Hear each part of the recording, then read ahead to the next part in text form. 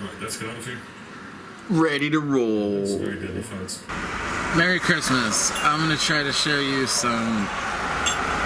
Is this clean? I don't know. Who gives a shit? Hi. So, this is just gonna be a short little video. I just got some short little updates to throw together. Jay Leno's chin should be a top-level domain. JLC. Jay Leno's chin. Yeah. Jalesco is the name of the company we'll create to market and sub-license the rights to Jay Leno's chin.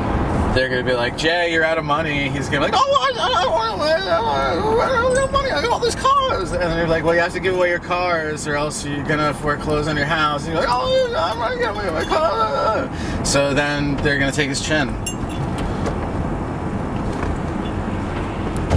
You know, I saw it on Legal. Legal, yeah. I'm on Long Island, and it's really nice here, but it's nothing like that Billy Joel song. I haven't seen any out-of-work fishermen. I'm also quite sad that Larry King died. I don't know why, but, you know. You don't know what love is like until you've cut a battery in half and sucked on it. Ho-Hocus, New Jersey, you're on the air.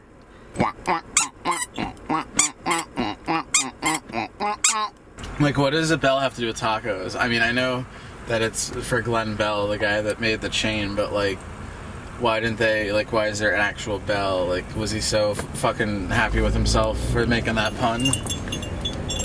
Like, that would be like as if Wawa, like, their logo was just, like, a kid pissing on the ground. Wawa!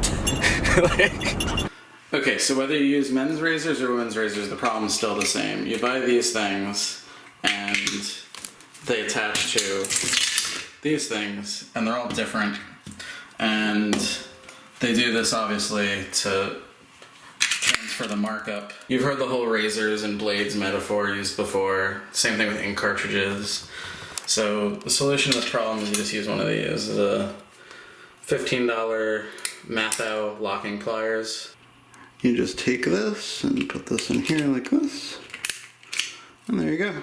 Universal razor. Ta-da! Walmart's logo is an asshole pucker. Their new logo.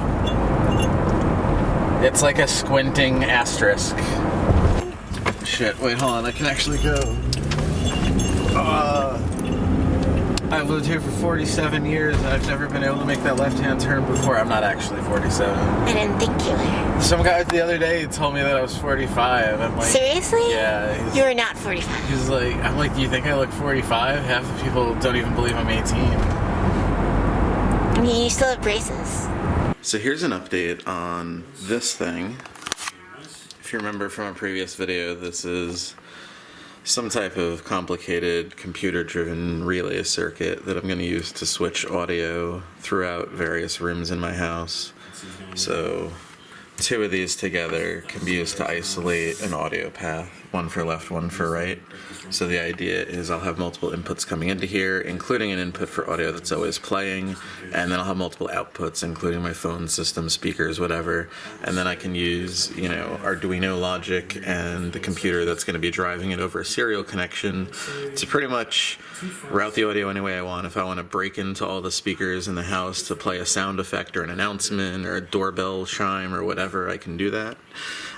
What I have done is I did have 3 separate Arduinos here because I needed a ridiculous number of GPIO pins, and I really didn't feel like multiplexing anything, and they were cheap, but I actually wound up replacing it with this Arduino Mega, actually it's not an Arduino, it's a Key Studio Mega 2560 that I got from Ben Eater. If you remember him, he's the channel that has the cool 8-bit breadboard computer, and this thing has, I believe, 56 or 53, at least 50 digital in-outs. So I've got everything connected here, and I don't have any code on it yet, but if I actually pull the voltage out of the Arduino, all of the relay devices, the transistors will go floating, and you can see that they're all pretty much hooked up. Interesting effect.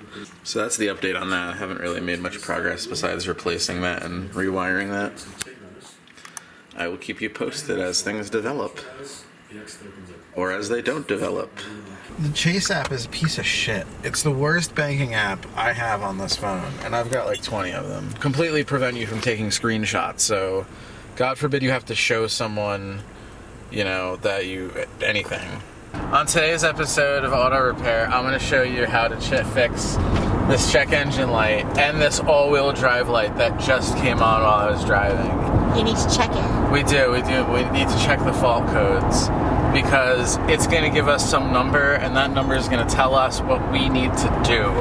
So I'm going to go to fault codes up here on my handy-dandy microcomputer, and it's going to read the fault codes. And what is that code right there? What does that number say, Liru? That number? Yeah. I don't even see it. Right there. P0420. 420. So you know what we need to do, right? So all we gotta do is do clear faults on ECU. Hit OK. Look at this. Watch. Oh, it's all gone. The car's back to normal. All right, home. I've been out all night, and I just had to stop and get crickets for our lizard because my wife isn't home, and it started snowing, and so now I'm trying to get home get food and get home before the snow gets too crazy. Because when the snow gets too crazy, people don't know how to drive, including myself. But I did have a video to shoot for you, but I left my notes at home, and I don't want to like leave shit out, so I probably will shoot it when I get home. If I remember, I'm sorry. I suck at this. I suck at regularly scheduled content. Good thing I didn't make Star Trek, because otherwise you'd only have seen like 10 episodes and like 6 years apart.